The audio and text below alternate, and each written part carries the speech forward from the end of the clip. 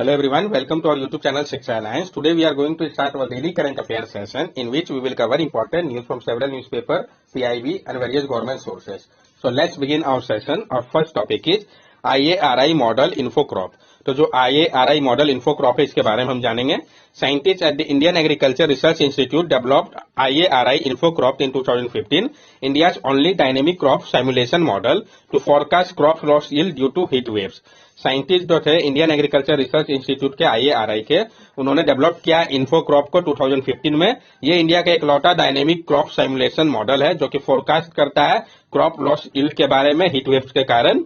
The IARI model InfoCrop, which is available free of cost, has an 85% accuracy for pre और in season crop yield forecast. और जो IARI model InfoCrop है जो कि available है free of cost, इसका 85% accuracy है free या इन सीजन क्रॉप यील्ड फोरकास्ट को लेके.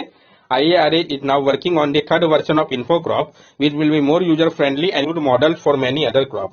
और जो IARI है वो काम कर रहे हैं तीसरे वर्जन के ऊपर इन्फोक्रॉप का, जो कि और ज्यादा यूजर फ्रेंडली होगा और ये इंक्लूड करेगा बहुत सारे मॉडल्स को अदर क्रॉप्स का. इसके उपयोग की अगर हम बात करें, it can be use as an example to show the uses of technology in agriculture for mitigation of impact due to climate change. इसका जो है आप एग्जांपल के तौर पर यूज कर सकते हैं कि एक टेक्नोलॉजी एग्रीकल्चर का फील्ड में जो कि मदद कर रहा है कम करने में जो इम्पैक्ट है क्लाइमेट चेंज का. साइंटिस्ट ने अभी हाल ही में डिस्कवर किया है एक नए वैरायटी को वेट का, ये इंपॉर्टेंट है, जिसको उन्होंने कहा है RST13 RST13 जीन, जो कि रिड्यूस कर रहा है हाइट वेट को, जो कि इवन ग्रो कर सकता है डायर सॉइल कंडीशन पे. जो डिफरेंस है ये काफी ग्रीन रिवोल्यूशन के जीन जो था आपका RST-B1B और RST-D1B से. नेक्स्ट टॉपिक है हमारा व्हाट आर वॉलेटाइल्स. हम जानेंगे ये वॉलेटाइल्स क्या है, इस रिसर्च के बारे में, ये न्यूज में क्यों आया, सब कुछ कंसीडर करेंगे. A new research suggests that some of the well-known volatile which form the basic part of Earth may have come from beyond the inner solar system. एक जो नया रिसर्च है ये सजेस्ट कर रहा है कि कुछ जो वेल नोन वॉलेटाइल्स है जो कि बेसिक पार्ट है अर्थ के, वो बियॉन्ड है इनर सोलर सिस्टम के. ये वॉलेटाइल होता क्या है? Volatile are element or compound that change from a solid or liquid state into vapour at relatively low temperature. Volatile जो है ये एलिमेंट या कंपाउंड होते हैं जो कि चेंज होते हैं सॉलिड या लिक्विड स्टेट से वेपर पे रिलेटिवली लो टेम्परेचर पे. The most common volatile carbon dioxide, nitrogen, ammonia, hydrogen, methane, sulfur dioxide and water are abundant in nature and necessary for living organism.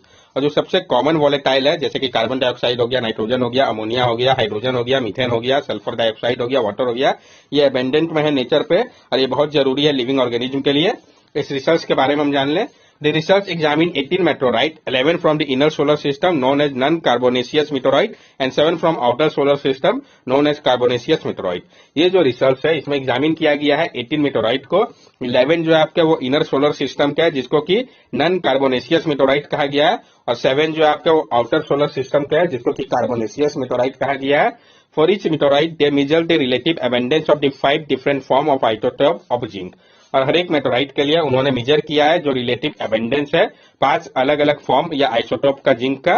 Then they compare each isotopic fingerprint with earth sample to estimate how much each of this material contributed to earth zinc inventory. उसके बाद उन्होंने compare किया है हर एक isotopic fingerprint को अर्थ के sample से ताकि वो एस्टिमेट कर सके कि किस हद तक हर एक जो मटेरियल है उसने कंट्रीब्यूट किया है अर्थ के जिंक इन्वेंट्री पे. The results suggest that while the Earth only incorporated about 10% of its mass from carbonaceous body, this material supplied about half of Earth's zinc. जो रिजल्ट है ये बताता है कि अर्थ जो है वो सिर्फ इनकॉर्पोरेट कर रहा है 10% ही इसके मास का कार्बोनेशियस बॉडी से. ये जो मटेरियल है सप्लाइड हुआ है हाफ ऑफ अर्थ जिंक के लिए. नेक्स्ट टॉपिक है हमारा मार्बर्ग वायरस. तो हम जानेंगे मार्बर्ग वायरस के बारे में, पहले भी कंसिडर कर रखे हैं, इसका सिम्टम्स क्या है, कैसे ये डिजीज फैल रहा है, सब कुछ हम समझेंगे. Central African nation Equatorial Guinea confirmed its first outbreak of the highly infectious Marburg virus disease और MVD. जो सेंट्रल अफ्रीकन नेशन है इक्वेटोरियल ग्वेना, उसने कंफर्म किया है पहला outbreak highly infectious Marburg virus disease MVD का. What is Marburg virus disease? ये Marburg virus disease है क्या? ये वायरस डिजीज है, सबसे पहले ये आपको पता होना चाहिए. Marburg virus disease is highly virulent disease that causes hemorrhagic fever with a fatality rate of 88%. It is the same family as the virus that causes Ebola virus disease. जो Marburg virus disease है ये काफी ज्यादा virulent disease है, इसके कारण haemorrhagic fever होता है, जिसका फर्टिलिटी रेशियो की अगर हम बात करें तो 88% है, बहुत ज्यादा फर्टिलिटी रेशियो है. ये सेम फैमिली ऑफ वायरस के कारण होता है जिसके कारण इबोला वायरस डिजीज होता है. सिम्टम्स क्या है इसका? Illness caused by Marburg virus begins abruptly with high fever, severe headache and severe malaise many patient develop severe haemorrhagic symptoms with in 7 days। और इलनेस जो है मार्बर्ग वायरस के कारण जो होता है वो एब्रप्टली होता है। इसमें हाई फीवर देखा जा सकता है, बहुत ज्यादा हेडेक होगा, बहुत ज्यादा मेलाइस होगा, बहुत सारे पेशेंट को डेवलप हो जाता है सीवियर हेमोरेजिक सिम्टम्स 7 days के अंदर ही। How does Marburg disease spread? ये मार्बर्ग डिजीज कैसे स्प्रेड कर रहा है? Like Ebola, the Marburg virus is transmitted to primate from fruit bat which are consider natural host of the virus. Ebola के जैसे ही जो मार्बर्ग वायरस है ये ट्रांसमिट हो रहे हैं प्राइमेट को फ्रूट बैट के कारण, जिनको कंसिडर किया जाता है कि वो नेचुरल होस्ट है इस वायरस के लिए। It spread among human via direct contact with the body fluid of infected bat or surface contaminated with fluid like bedsheet. ये स्प्रेड करता है ह्यूमन को डायरेक्ट कांटेक्ट के कारण बॉडली फ्लूइड के साथ इन्फेक्टेड बैट का, या सरफेस अगर कॉन्टेमिनेट होता है फ्लूइड से जैसे कि बेडशीट तो उसके कारण भी फैलता है। Is there any vaccine treatment of Marburg disease? क्या कोई वैक्सीन व ट्रीटमेंट है मार्बर्ग डिजीज का? तो फिलहाल अभी कोई भी वैक्सीन या एंटीवायरल ट्रीटमेंट अप्रूव नहीं किया गया इस वायरस के लिए, लेकिन supportive care, rehydration with oral और इंट्रावेनस फ्लूइड और जो ट्रीटमेंट है स्पेसिफिक सिम्टम्स का, ये इंप्रूव कर सकता है जो चांस सर्वाइवल का। सॉरी। नेक्स्ट टॉपिक है हमारा ओमरगस खांडेस। तो हम जानेंगे ओमरगस खांडेस के बारे में। A new beetle species Omergus khandes has been discovered in India recently। ये क्या है? ये बीटल का स्पीसीज आपको पता होना चाहिए। क्वेश्चन डायरेक्ट फ्रेम होता है कि ओमरगस खांडेस रिसेंटली न्यूज में अपीयर हुआ, ये किस चीज से रिलेटेड है? तो ये आपका न्यू बीटल का स्पीसीज है ओमरगस खांडेस, जिसको कि हाल ही में डिस्कवर किया गया भारत में। The beetle is important for forensic science as it help detect the time of death of an animal और ह्यूमन। ये बीटल काफी इंपॉर्टेंट है फोरेंसिक साइंस के लिए, क्योंकि ये मदद करता है डिटेक्ट करने में जो टाइम है डेथ का एनिमल या ह्यूमन का। Omergus khandes. Omergus khandes is necrophagous and is therefore also called keratin beetle। जो ओमरगस खांडेस है ये नेक्रोफेगस है और इस कारण इनको किरेटिन बीटल भी कहा जाता है। The new species belong to the Trogidae family with the addition of this new species now there are total of 14 extinct species of this family in India. ये जो न्यू स्पीसीज है ये belong करता है ट्रोगिडाई फैमिली को। इस addition के बाद न्यू स्पीसीज का अब टोटल 14 एक्सटिंक्ट स्पीसीज हो गया है इस फैमिली का भारत में। During the decomposition of a body, blowflies are among the first one to arrive in the early stage. Meanwhile, the final succession stage is with the arrival of keratin feeder, thus their importance in forensic science। और decomposition के दौरान body का जो blow flies होता है वो first one होता है जो कि आते हैं अर्ली स्टेज में। मीनवाइल फाइनल सक्सेशन स्टेज के दौरान जो अराइवल होता है केराटिन फीडर का, ये काफी इंपॉर्टेंट है फोरेंसिक साइंस के लिए। नेक्स्ट टॉपिक है हमारा कोविड-19 damage cognitive development lifetime earning of entire generation find World Bank. World Bank ने पाया है कि जो कोविड-19 है इसने डैमेज कर दिया है कॉग्निटिव डेवलपमेंट को, लाइफ टाइम अर्निंग को इंटायर जनरेशन का। तो हम जानेंगे इस रिपोर्ट के बारे में। डायरेक्ट क्वेश्चन फ्रेम किया जा सकता है कि इस रिपोर्ट को किसके द्वारा रिलीज किया गया, क्या है इस रिपोर्ट में पता होना चाहिए। तो एक नया जो वर्ल्ड बैंक का रिपोर्ट है जिसका टाइटल क्या है, कोलैप्स एंड रिकवरी हाउ कोविड-19 eroded human capital and what to do about it. ये जो रिपोर्ट है जिसको रिलीज किया गया वर्ल्ड बैंक के द्वारा, ये बता रहा है पहले कंप्रिहेंसिव रिव्यू को लेकर ग्लोबल डाटा का यंग पीपल के ऊपर, जिनका एज जो है 25 के अप्रॉक्स है पेंडेमिक के दौरान। It analyse global data on the pandemic impact on young people at key developmental stage, early childhood, school age and youth. ये एनालाइज कर रहा है जो ग्लोबल डाटा है पेंडेमिक इम्पैक्ट का यंग पीपल के ऊपर की डेवलपमेंटल स्टेज के दौरान। अर्ली चाइल्डहुड हो गया 0 से 5 ईयर, स्कूल एज हो गया 6 से 14 ईयर और यूथ हो गया 15 से 24 year. It shows that the COVID-19 pandemic disrupted human capital accumulation at crucial moment in the life cycle of the children and young people in low and middle income country। ये दर्शा रहा है कि जो कोविड-19 pandemic है इसने disturb कर दिया है ह्यूमन कैपिटल एक्यूमुलेशन को क्रिटिकल मूवमेंट के लिए उनके लाइफ साइकिल के दौरान चिल्ड्रन का और यंग पीपल का लो और मिडिल इनकम कंट्रीज में। की फाइंडिंग क्या है इस रिपोर्ट का, miss vaccination and health care. Miss हो गया वैक्सीनेशन बहुत सारा और हेल्थ केयर में भी बहुत सारी कमी आई है। Mission of children face reduction in health care including miss critical vaccine. They also face more stress in their care environment, orphanhood, domestic violence and suboptimal nutrition. Millions of children जो है उनको सामना करना पड़ा है reduction in health care का, जिसमें कि वो सब मिस किया है बहुत सारे क्रिटिकल वैक्सीन को भी उनको सामना करना पड़ा है, बहुत सारे स्ट्रेस का, care environment, orphanhood, domestic violence और सब ऑप्टिमल न्यूट्रिशन का, लर्निंग लॉस, पढ़ाई का भी बहुत नुकसान हुआ है। प्री स्कूल एज चिल्ड्रन जो है मल्टीपल कंट्रीज के उन्होंने लॉस किया है मोर देन 34% लर्निंग का, अर्ली लैंग्वेज का, लिटरेसी का और मोर देन 29% लर्निंग का मैथ में।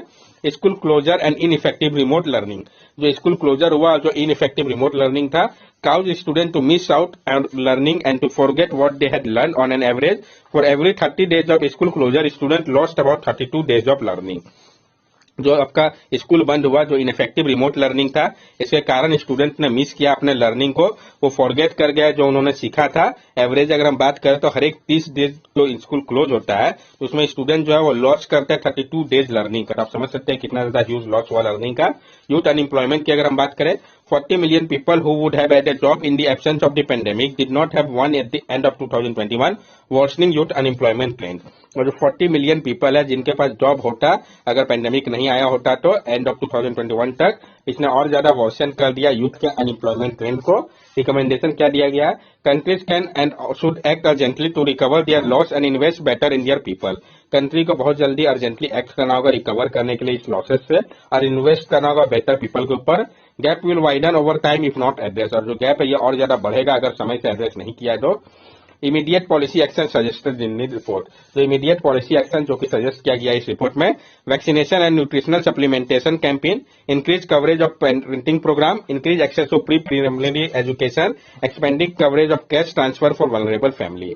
वैक्सीनेशन और न्यूट्रिशन सप्लीमेंटेशन कैंपेन चलाने की बात कही गई है। इंक्रीज करने को कहा गया है जो कवरेज है पेरेंटिंग प्रॉब्लम का प्रोग्राम का, इंक्रीज करना है जो एक्सेस है प्री प्राइमरी एजुकेशन का, एक्सपेंड करना है कवरेज को कैश ट्रांसफर का वल्नरेबल फैमिलीज के लिए। ये सारा ही भारत में किया जा रहा है। Increasing institutional time, accessing learning and matching instruction to student learning level and streamlining the curriculum to focus on foundational learning. Increase करना है इंस्ट्रक्शनल टाइम को, एक्सेस करना है लर्निंग और मैचिंग इंस्ट्रक्शन को स्टूडेंट के लिए लर्निंग लेवल पे, और स्ट्रीमलाइन करना है करिकुलम को ताकि फोकस किया जा सके फाउंडेशनल लर्निंग पे। यूथ के लिए सपोर्ट करना होगा एडेप्टेड ट्रेनिंग के लिए, जॉब इंटरमीडिएशन और इंटरप्रेन्योरशिप प्रोग्राम के लिए, और नया वर्कफोर्स ओरिएंटेड इनिशिएटिव जो है बहुत ज्यादा जरूरी है। In longer terms, countries need to build agile, resilient and adaptive human development system that can better prepare for and respond to current and future shock।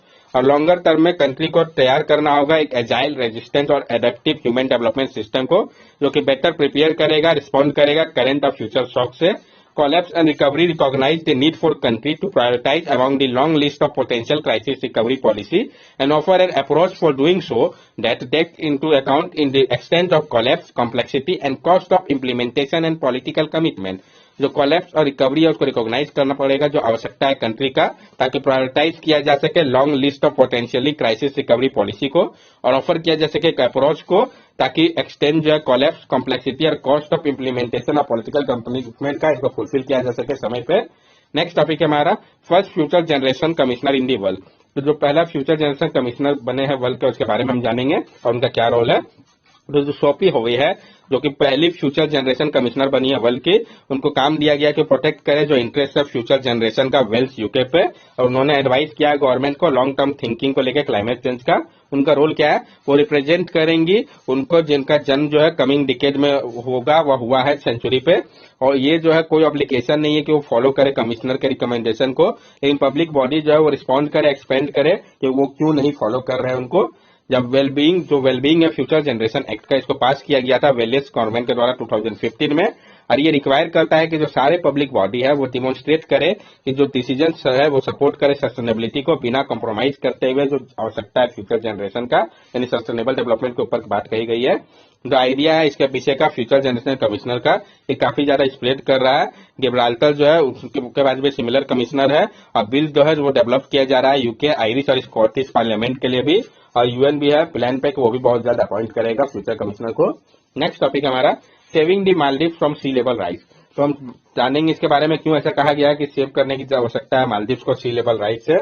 तो low lying island country like Maldives are threaten by sea level rise. जो low lying island country है जैसे कि मालदीव्स हो गया, इन पे खतरा बहुत ज्यादा बढ़ गया है सी लेवल राइज का।